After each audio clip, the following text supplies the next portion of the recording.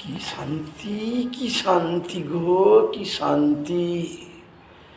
4 দিন 5 দিন হয়ে গেল আমি না পটি করিনি। আর কি বলবো, সেই পটি জমে জমে আজ রাত্রে যখন আমি বিছানায় শুয়েছি, পাশে আমার গিন্নি শুয়েছে।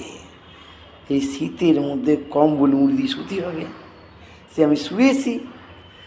আর কি বলবো গো, সেই যে দিলাম একখানা না, ও কি শান্তি, কি শান্তি। আমার গিন্নি তো আমাকে সেই তাড়া করে